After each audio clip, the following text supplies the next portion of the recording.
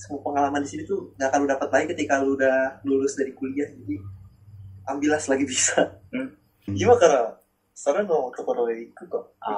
行くけど、お前、俺ら、なんか、シューティングチームやんけ。 Di Bisul kali ini, kita bakal bincang-bincang sama Riza dan Isal tentang pengalaman mereka mengikuti studi exchange Tenri University Tenri Nara, Jepang. Tapi sebelum kita lanjutin nih, gue mau ingetin dulu buat subscribe sekarang juga YouTube Maulana Mahendra, biar gak ketinggalan video-video dan pembahasan menarik dari gue. Itu tuh tombol subscribe yang merah, dipencet sekarang juga biar jadi abu-abu. Langsung saja, ini dia Bisul Bincang sama Maul.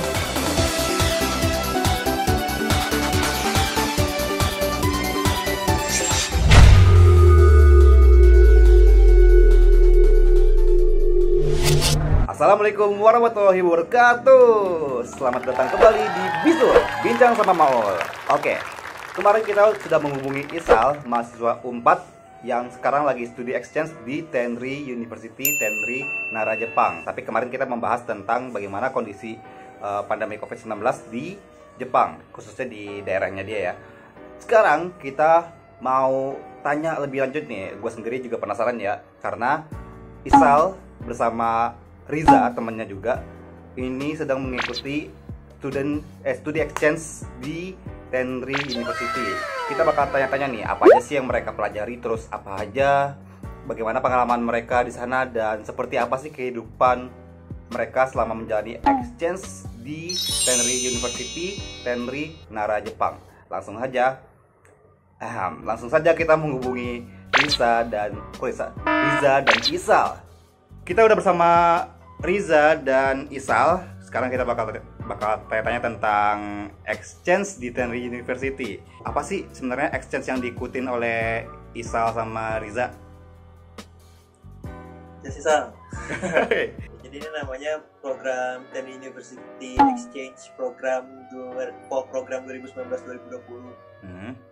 Dan program exchange ini tuh menurut gue seru. Program ini merupakan salah satu persahabatan antara Universitas Pajajaran dan Tenri University, yang mana program pertukaran pelajar ini adalah fully funded. Fully funded ya? Ya. Berarti kan tadi program kerjasama persahabatan antara Tenri dengan Unpad ya. Berarti emang ini udah berlangsung bertahun-tahun ya berarti ya? Iya. Dan ini juga senior yang tertua yang paling aku tahu itu dari tahun 2012. 2009. 2009. Ya. Berarti hampir 20 hampir 10 tahun ya? Udah 10 tahun. Dan gua yakin itu bukan yang pertama sih. Oh, iya. Berarti bisa jadi ada lagi yang di atas di 2009 ini ya? Ya, kemungkinan ada. Dan tadi katanya juga fully funded. Oh, berarti ini di cover sepenuhnya ya?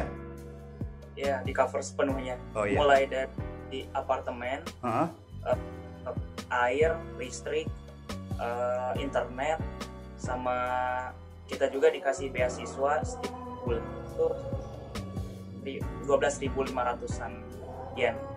12.500 yen. Ikut exchange di Tenri University. Ini berapa lama masa exchange-nya? Kalau gue setahun. Kalau gue setengah tahun. Setahun sama setengah tahun ya? Iya. Tapi kok bisa barengan, atau Riza mulai duluan abis itu Isal belakangan? Ya, jadi karena tahun angkatan gue yang kepilih 3 orang, diakali itu jadi gue 1 tahun full, Isal tahun, Sarah setengah tahun. Karena certain chain of events terjadi, memutuskan untuk memperpanjang jangka exchange di sini sampai jadi 1 tahun juga, jadi barengan. Oh, jadi tiga-tiganya setahun semua sekarang? Ya, enggak, Sarah setengah tahun. Sarah tetap setengah tahun. Oh. Isal jadi. Berarti yang Sarah itu udah pulang? Iya, Sarah tuh setengah tahunnya tuh dari tengah ke akhir. Oh, dari tengah ke akhir. Jadi sekarang kita bertiga di sini karena udah lewat tengah kan. Hitungannya berarti sekarang Sarah tuh baru nyampe ya? Ya baru baru sebulan 2 bulan. Oh gitu, iya. Nah, exchange 1 tahun, kalau pengalaman teman-teman sekarang selama exchange ini apa aja yang dipelajari? Ya akademis, gue belajar bahasa Jepang. Bahasa Jepang. Tapi banyak juga pelajaran hidup yang dipelajari dari exchange ini. Pelajaran hidup. Seperti sulitnya mencari duit. Waduh. Lalu betapa sulitnya hubungan sosial dengan orang-orang dari berbagai macam latar belakang negara. Yang aku pelajari itu secara akademis ya bahasa Jepang. Kita belajar bahasa Jepang secara formal di Tenri University, diajarin sama guru bahasa Jepang. Dan pelajaran lain yang aku dapat di selama ini tuh adalah pelajaran bersosial.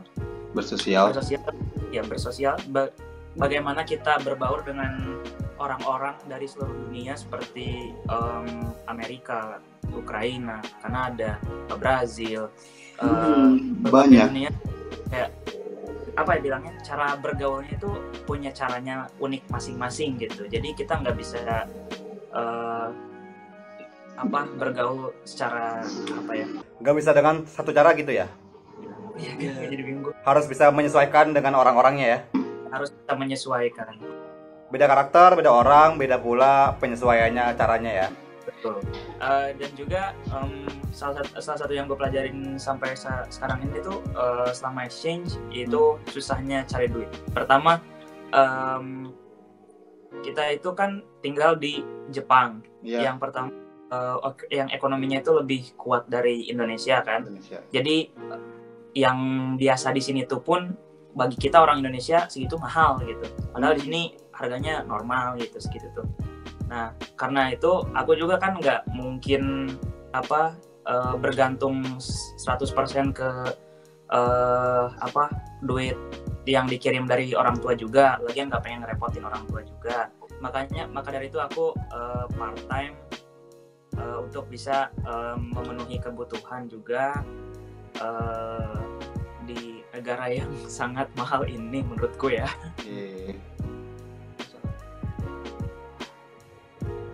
Berarti banyak juga sih pelajaran yang didapat ya. Tapi tadi sebenarnya agak penasaran dengan katanya harus berbaur dengan orang-orang dari sini, dari situ.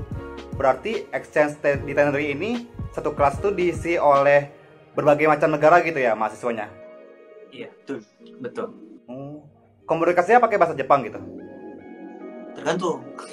Kalau ngomong sama anak-anak, kan kadang-kadang negaranya kan beda-beda ya. Biasanya yang Asia tuh mereka lebih prefer komunikasi pakai bahasa Jepang karena mereka nggak bisa bahasa Inggris kan susah. Tapi kalau dari Eropa, Amerika gitu-gitu ya udah lo pakai bahasa Inggris aja lebih gampang. Iya. Tapi kalau di kelas mah wajib 100% pakai bahasa Jepang.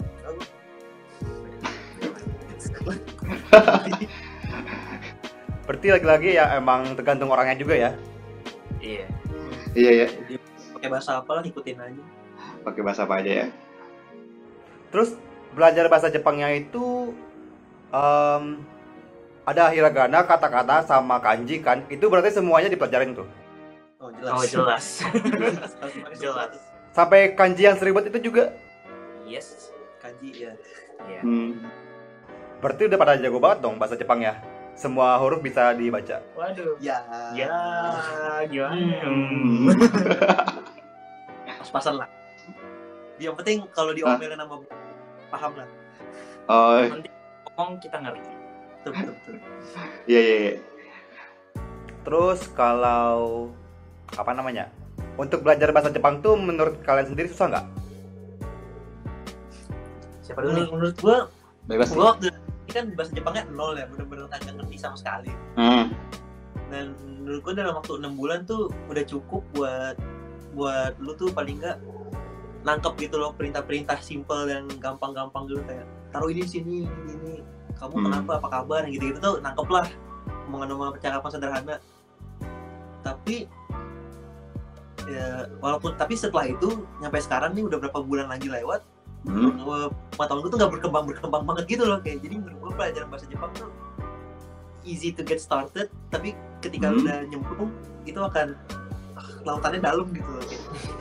Jadi gampang di awal, susah seterusnya, susah dijagoin gitu. Oh, paham. Kalau menurut kalau aku nggak terlalu nol banget pas nyampe sini tuh, tapi ya nggak nol banget, ya.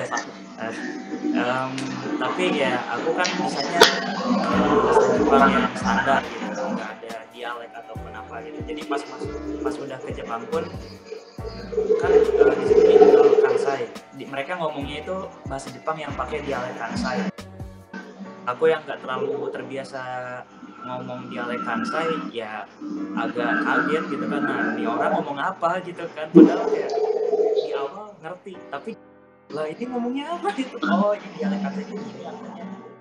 Oh berarti emang di Jepang tuh ada beda daerah, beda dialek juga ya, ibaratnya kayak di Indonesia gitu. Yup. Tapi mereka masih ngomong bahasa Jepang gitu, bahasa Jepang udah bahasa daerah satu-satu gitu. Logatnya paling yang berbeda ya. Logat lah. Oh iya. Terus kalau selain sama mahasiswa Jepang, berarti sama orang-orang Jepang yang lain juga ngobrol pakai bahasa Jepang sama stranger gitu. Iya, betul. Punya tantangan tersendiri gak? Tantangan sendiri. Apa tantangannya? Apa ya? Atau mungkin karena udah bisa bahasa Jepang jadinya gampang aja gitu ngomong sama orang lain? Kalau tantangan gue ya itu bahasa Jepang, language barrier. Pasti susah banget ngomong bahasa Jepang kalau sama orang cakapan sehari-hari. Tapi kalau maksudnya susah tuh susah karena kosakatanya yang rumit atau gimana? Susah grammar gak sih? Nangkep gak sih? Mereka kalau ngomong kadang kayak apa yang textbook tuh yang dipakai di dunia nyata tuh beda gitu. Jadi kayak bisa secara nanganinnya ya dengan biasain aja ngomong sama mereka sering-sering, ntar bisa. Tapi kan sekarang corona nggak ada orang Jepang lagi keliburan. Pakai masuk gue. Oh ya juga sih. Yeah. Nah tadi kan di awal dibilang tuh kalau ada uang saku dari Tendri University kan per bulannya. Tapi kenapa udah dikasih uang saku masih harus part time juga gitu? Emangnya itu masih kurang cukup, masih belum cukup? Ini untuk tambahan, karena kalau di Jepang itu kan kalau hanya bergantung pada 12.500 itu kehitungnya dikit banget. Berat sekali. Itu dikit ya? Kok kayak lo nggak bakal bisa main, jajan ataupun gitu. Oh. Kalau misalkan 12.500 kalau sebenarnya kalau boleh tahu emang standarnya habis sebulan tuh berapa yen? 50.000 yen tuh itu udah hidup mewah. Menurut gue sih lu bisa makan nyantai lah, mau jajan-jajan di luar. Tapi kalau pengen yang hidup mepet-mepet tuh menurut gue pernah denger cerita sih 12.500 bisa survive sebulan, tapi gue nggak tahu gimana caranya. Tapi ada alumni yang bisa, nggak kerja, dia cuma hidup dari itu aja. Iya, 12.500 Iya. Nggak menjamin lu sih, nggak bisa ketahu kali makan apa. Oh iya juga sih, berarti emang dua-duanya sama-sama part time ya? Iya. Oh iya. Apa sih sebenarnya yang membuat kalian ini tertarik untuk ikut exchange di Tendri University ini sampai ke Jepang? Motivasi atau apanya? Kalau gue ya, kenapa tertarik dengan program exchange ini tuh karena pertama pergi ke Jepang itu udah mimpi dari kecil lah, kayak SMP mungkin kalau iseng gue inget dari SMP banget yang namanya pergi ke Jepang setelah nonton drama Jepang pertama, karena waktu lupa lagi apa ya film zaman dulu itu yang di film itu mempotret sakura, musim semi sakura itu kayak wah, dan itu bikin di hati gue tuh kayak wah, suatu hari nanti gue harus kesana, itu udah pasti harus kesana. Dan maka dari itu gue mulai tertarik dengan Jepang, gue belajar tentang tentang Jepang, bahasanya, cara penulisannya, huruf-hurufnya, budayanya, dan akhirnya temen gue ada yang ngasih tahu tentang program ini, dan gue tertarik nih soalnya ini wah fully funded nih. Itu gue ikutan program ini dan alhamdulillah gue lulus. Alhamdulillah ya. Dan akhirnya sekarang apa yang jadi mimpi tercapai ya. Kalau Risa sendiri gimana? Kalau gue gimana? Kagak sedih bisa sih, gue cuma di rumah. Ada exchange nih ke Jepang, diajakin temen, diajakin shopping gitu. Wih, yaudah gue ikutan, gue daftar, bikin CV segala macem. Terus lolos, baru gue seriusin tuh, udah lolos tahap 1 baru gue harus serius lah biar keterima. Serius terima. Iseng sih gue. Serius tuh iseng doang tuh? Ya nggak salah sih, awal-awalnya ya iseng-iseng tapi jadi serius. Iseng jadi serius ya. Tapi emang apa aja sih yang harus dipersiapkan sampai akhirnya bisa ikut exchange di Tenri University ini? Seperti apa yang udah pernah dialamin, dilewatin sama kalian?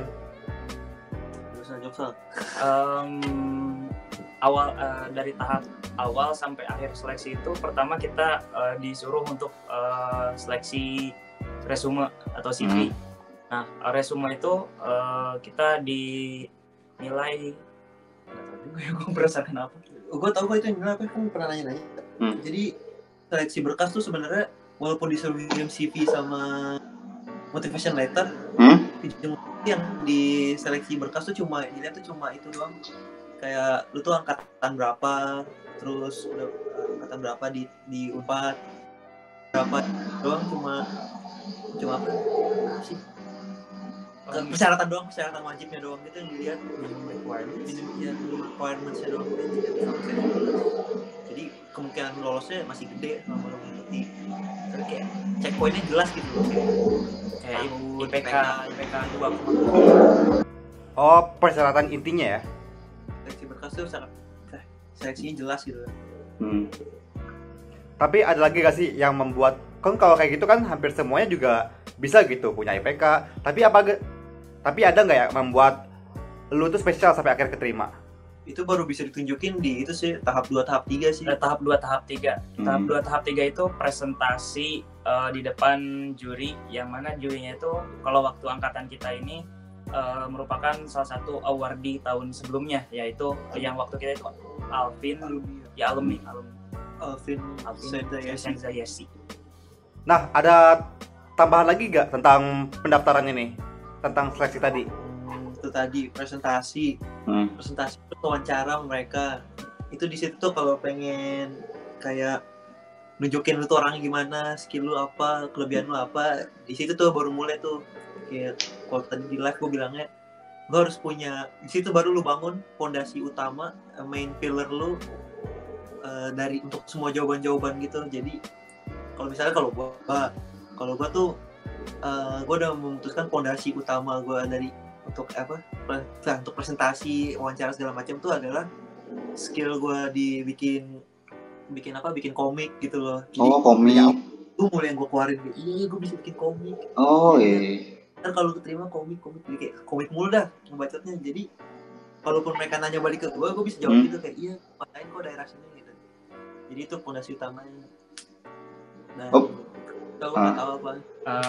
Kalau waktu seleksi presentasi itu, gue menonjolkan kemampuan gue dalam berbahasa. Gue bilang ke juri-juri waktu itu, gue bisa 5 bahasa. Gitu. Wah, keren.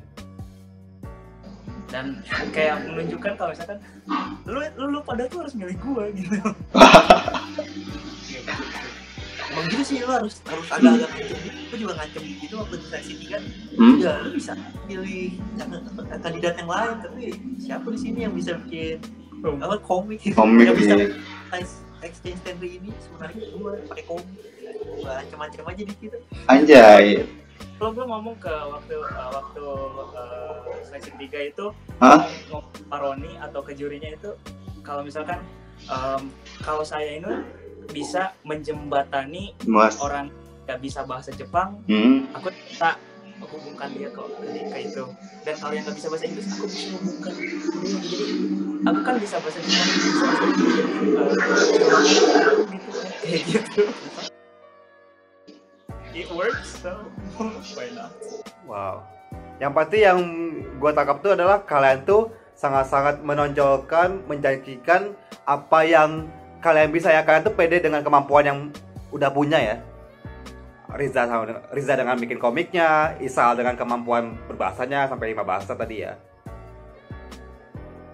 Dan itu yang menjadikan yang menjual dari teman-teman bahwa Riza Isal yang berhak untuk dipilih. Fokus gitu loh. Fokus ya. Nah, langsung aja nih pesan-pesan buat teman-teman yang lagi nonton video ini yang mungkin aja pengen punya kesempatan untuk ikut exchange atau ikut belajar ke luar negeri, entah itu juga beasiswa. Ada nggak nih pesan-pesannya? Dulu Sal.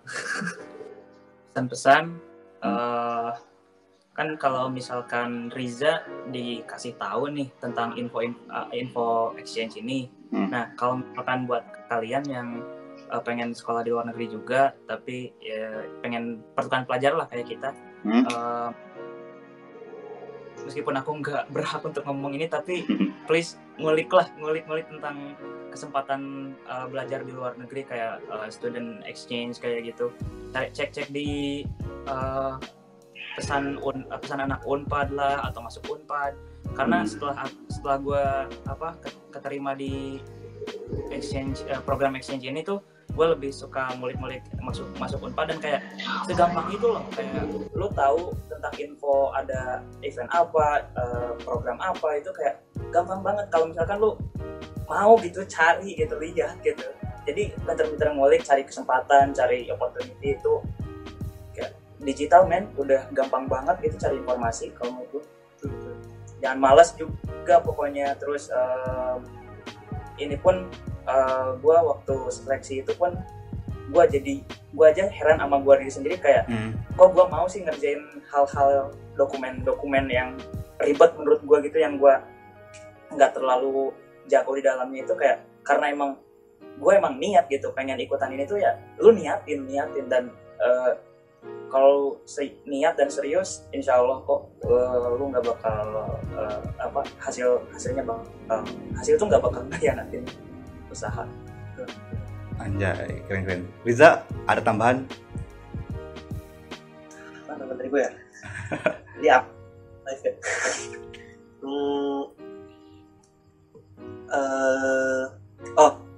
Kalau dari gue, kalau diberi kesempatan, ambillah kesempatan itu. Gak usah pikirin apa yang akan hilang dari ketika lu ambil kesempatan itu.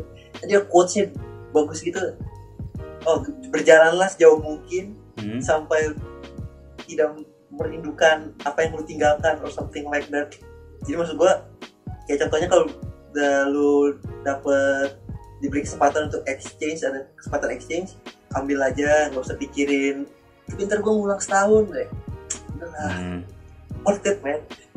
Kayak semua yang lu lakukan di sini tuh worth it. Semua pengalaman di sini tuh gak akan lu dapat lagi ketika lu udah lulus dari kuliah. Jadi ambillah selagi bisa. Setuju banget. Gak nyesel gue setahun ngulang pun, soalnya kan kita gak bisa transfer kredit gitu kan. Jadi kita technically jadi turun angkatan, tapi gue gak nyesel sama sekali. Gak nyesel ya? Gue kangen Indonesia. Sorry. Kayak emang bertahan di Jepang gak sih? Iya. Orang-orangnya sih bikin betah. Orang-orangnya. Satu nih permintaan terakhir gua sebagai penutupnya. Bukan maksudnya untuk di video ini. Untuk di video ini ya. Coba dong dialog pakai bahasa Jepang. Ya, bahasa Jepang.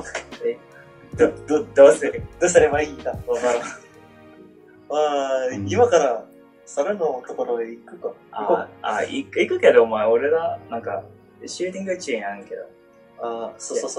じゃあでは僕はここに待っている。これが終わるまで待ってろよ。まあいいわ。まだで来る。Gue kayak nonton anime ya. そろそろ時間から来ましょうか。なんか時間切れとかある？わからん。ないでしょ。じゃあゆっくりすればいいじゃん。Cukup kayaknya. Wakaran. Jadi apa yang kalian ngomongin tuh? Jadi dia ngajakin gue ke rumahnya Sarah. Itu kan kita beda apartemen sama Sarah itu. Jadi dia ngajakin gue ke apartemennya Sarah buat makan. Sosok. Oh iya. Mau nggak ngerti sisanya dia ngomong apa. Tapi disambut gak ngerti. Kan yang penting walaupun lu nggak ngerti tuh, yang penting ngomongnya belaga ngerti gitu kayak sosok. Di togat-togatnya panggil aja. Oh iya. Ya baiklah. Yang penting gue memahami kalau kalian ngomong pakai bahasa Jepang. Nah, itu yang penting. Yang penting di Indo tuh itu yang penting. Iya. Sukses terus, selamat menjalankan pendidikan di Jepang, tetap bisa menggali ilmu yang bermanfaat di sana dan bawa pulang ilmunya ke Indonesia juga ya. Siap. Iya, makasih banyak Isal sama Riza dan sehat terus. Ya. Masih mau itu Brofist. Tadi makro Brofist. Tuh 2, 3. Oke. Teman-teman, itu dia tadi bincang-bincang gue sama Riza dan Isa, mahasiswa Unpad yang lagi mengikuti exchange di Tenri University di Tenri, dekat-dekat Nara sama Osaka di Jepang lah ya. Dan terima kasih buat teman-teman yang sudah mengikuti video ini sampai habis. Jangan lupa untuk like, comment, dan share video ini serta subscribe biar makin banyak lagi konten-konten yang semakin bermanfaat dan berfaedah. Dan semoga di sini full faedah ya. Sekali lagi terima kasih buat Isal sama Riza yang sudah sangat membantu, dan sampai jumpa di episode berikutnya. Wassalamualaikum warahmatullahi wabarakatuh. Waalaikumsalam warahmatullahi wabarakatuh. Oke. Nah, IG gue di sini nih, Riza NGH. Sini IG art gue nih, Riza Art. Dan gue di sini ada Yusuf PZM. Follow ya. Ada komik cerita exchange di sini nih, IG Riza. Gue bikin komik tentang exchange ini. Komiknya keren banget loh. So.